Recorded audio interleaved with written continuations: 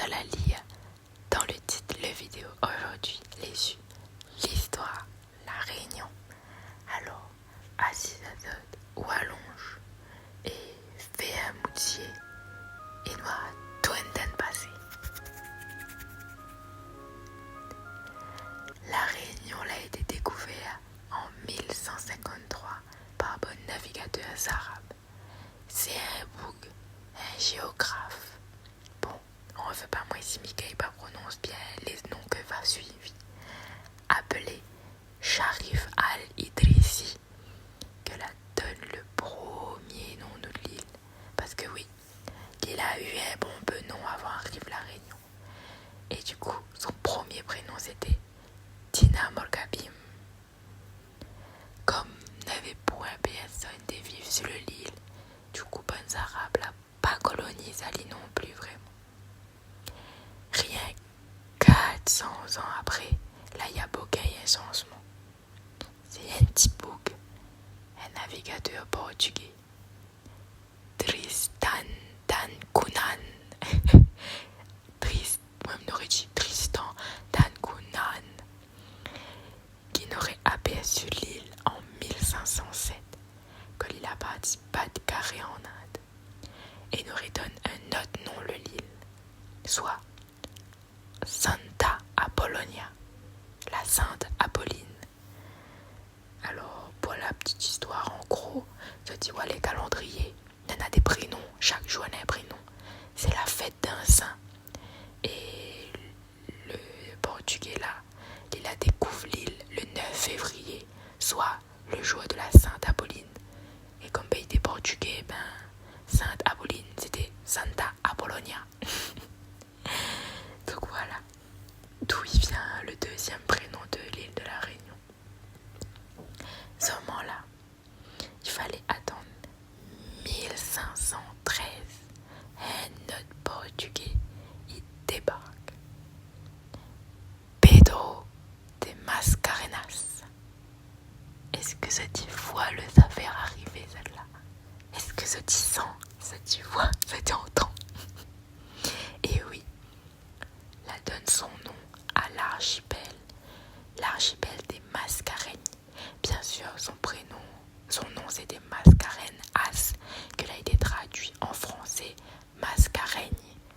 Et il est composé de la Réunion, de Maurice et de Rodrigue. Sur l'île Zordi, n'est pas qu'on s'affaire, il réutilise le nom là.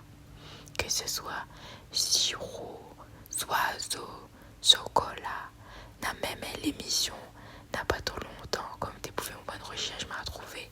Il appelle pareil Mascarenas.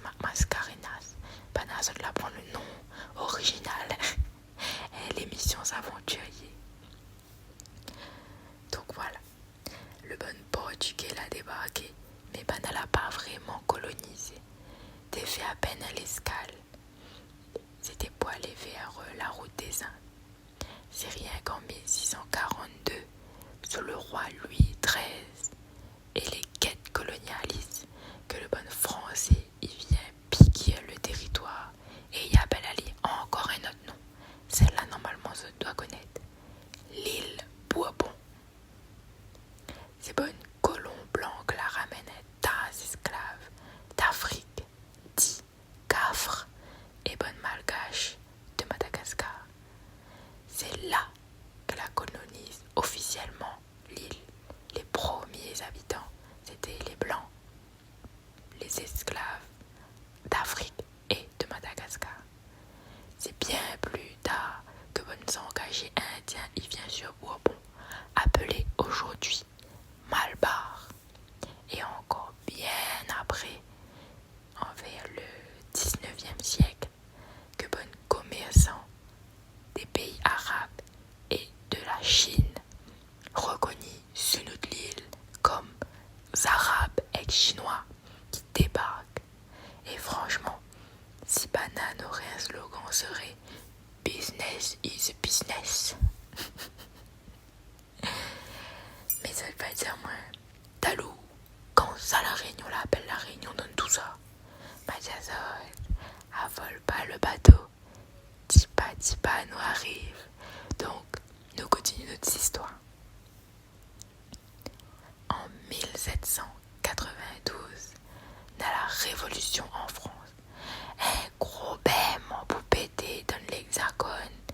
Napoléon, ça fait bon coup d'état. Ça bouleverse notre morale là-bas en France.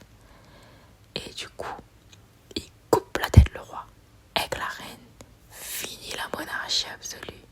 Place à la monarchie constitutionnelle qui va amener à la première république plus tard.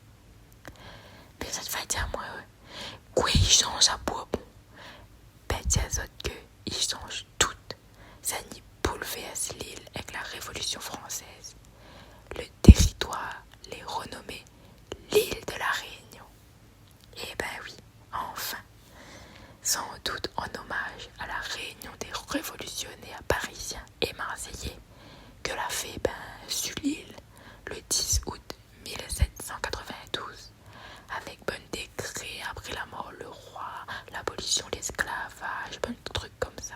Ah oui, normalement l'abolition de l'esclavage l'était censée être décrétée le 4 février 1794. Mais bon colon là, d'après ça, ben oui, l'a refusé. Sinon, ça notre bonne ancêtre n'aurait été les plus bonnets encore. Aujourd'hui, peut-être là, n'aurait plus bonnes histoires de racistes depuis tout ce temps-là. Mais bon, c'est pas ça le grand bouleversement. C'est après 1806. Et oui, sous le Premier Empire, le territoire sera encore rebaptisé. Et oui, malheureusement, la Réunion n'a pas gardé son nom plus de 100 ans. Et donc, les rebaptiser l'île Bonaparte, comme il dit, Anti l'île, Pointy Bonhomme. Non, mais déconne. Bref, après ça, il a eu un tas de problèmes, que ce soit la famine ou bien la guerre, tout ça sur toute l'île. Et pour la route des Indes surtout, c'est les Anglais contre les Français. Et en 1810, malheureusement, la France, la Gaïdan Baba, la France y capitule sur le combat de la redoute sur Saint-Denis.